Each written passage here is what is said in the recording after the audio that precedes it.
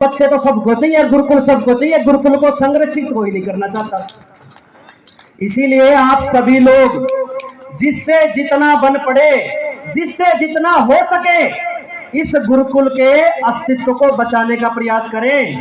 प्रदीप जी, उनके बच्चे, उनके साथ में जो पूरी कार्यकारिणी की टीम है, अपना एड़ी पंजे का जोर लगा करके समाज को बढ़िया से बढ़िया प्रोडक्ट देने का कार्य कर रही है। आप व्यूवर के, विक्टिम के और विलन के फॉर्म न भरे, उनके सहयोगी के रूप में फॉर्म भरे, ताकि इस प्रकार के गुरुकुल हर 5 किलो की रेडियस में खुले और वहां से अच्छे अच्छे क्रांतिकारियों का निर्माण हो। आप सभी यहां पर पहुंचे, अपने तन से, अपने मन से, अपने धन से, अपने जीवन से इस प्रकार के आयोजनों में हिस्सा लें और आचार्य प्रदीप जी का मंचस्थ जितने भी सज्जन यहाँ पर कार्य कर रहे हैं, संगठन बना रहे हैं, उन सभी का सहयोग करें। आप सबका बहुत बहुत आभार। भारत माता की जय। वंदे मातरम। जिस परंपरा के कारण हम विश्व गुरु रहे हजारों साल तक, हम हर क्षेत्र में अग्रणी थे। पूरा विश्व हमारा अनुसरण करता था, चाहे वो विज्ञान हो, चिकित्सा हो, योग हो, आध्यात्म हो, हम हर चीज में आगे थे। हमारे पास नालंदा विश्वविद्यालय, तक्षशिला विश्वविद्यालय, ऐसे बड़े विश्वविद्यालय थे जिनमें अलग अलग देशों से लोग पढ़ने आते थे, हमारा अनुसरण करते थे। लेकिन एक समय ऐसा आया, ओम का उच्चारण करेंगे।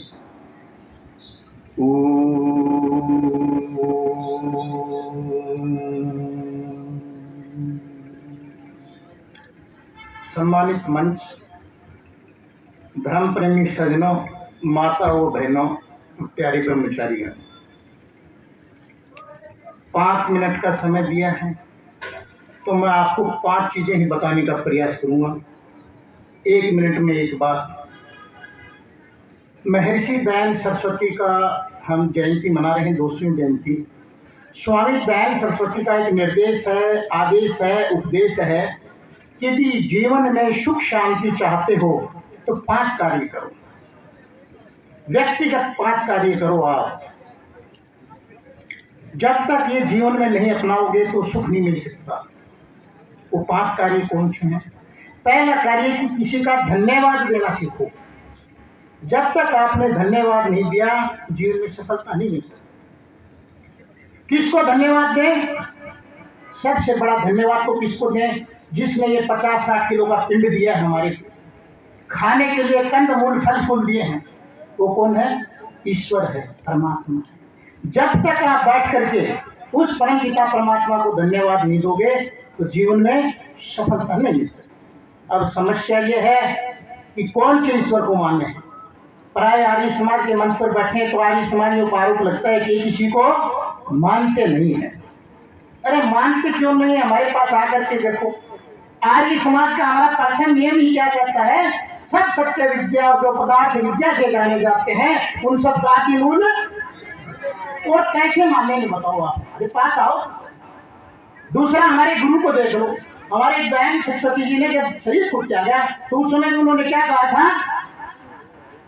हे ईश्वर, आपने अच्छी लीला की है, आपका और कैसे कहें। इसलिए हमें परम पिता परमात्मा को याद करना चाहिए। दूसरा, हमें देव यज्ञ करना चाहिए। शास्त्र की परिभाषा में बोलूं तो हमें ब्रह्म यज्ञ करना चाहिए। सुबह शाम बैठ करके उस परम पिता परमात्मा को धन्यवाद करना चाहिए। और दूसरा क्या, हमें देव यज्ञ करना चाहिए। ये हमारी संस्कृति रही है। जब से हमने यज्ञ को छोड़ा है तब से आकार मचा हुआ है संसार के अंदर। यदि चाणक्य की बात करूं मैं, चाणक्य महाराज कहते हैं जिस घर के अंदर यज्ञ नहीं होता है वो घर नहीं, वो शमशान घाट है।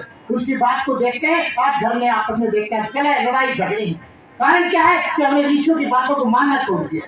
जब तक हम ईश्वर की बातों को नहीं मानेंगे जीवन में सफलता को प्राप्त नहीं कर सकते। जिस प्रकार से बुखार किससे उतरता है, पैरासीटामोल की गोली के ऊपर हमारा विश्वास होता है कि इससे बुखार उतर जाएगा, ठीक इसी प्रकार से हमें ऋषि मुनियों की बात माननी पड़ेगी जिससे कि हमारा बुखार उतर जाए, अर्थात सुख प्राप्त हो जाए और सुख का निवारण हो जाए। उसके लिए 5 कार्य बताएंगे। दूसरा, घर में हवन अवश्य किया करो। आर्य की यही पहचान। आर्य का पैमाना क्या है? आर्य किसे कहते हैं? श्रेष्ठ किसे कहते हैं? कोई भी मत संप्रदाय का व्यक्ति हो, सुबह बैठ करके परमात्मा का ध्यान करना चाहिए और दूसरा यज्ञ करना चाहिए। और तीसरा उपकार की बात, माता पिता का उपकार नहीं करोगे, माता पिता ने जो उपकार किया है उनको धन्यवाद नहीं दोगे, कैसे आप सफलता को प्राप्त कर सकते हो, जिसको पितृयज्ञ कहा है शास्त्रों के अंदर। अरे जिस माता पिता ने 25-30 साल तक हमारे को खिलाया पिलाया है, हमारे को बड़ा पाला पोसा किया है, और उसको हम भूल जाएंगे, छोड़ देंगे उसको, ऋषियों ने कहा वो देश और राष्ट्र और परिवार कभी सुख शांति को प्राप्त नहीं हो सकता। यही हम देश से देखते हैं, देश विदेशों के अंदर जिन्होंने माता पिता को ठुकरा दिया वो शांति से नहीं बढ़ सकते। ठीक है, भौतिक साधन हो सकते हैं, लेकिन भौतिक साधन एक अलग विषय है। आध्यात्मिक शांति के लिए 5 कार्यों को करना पड़ेगा।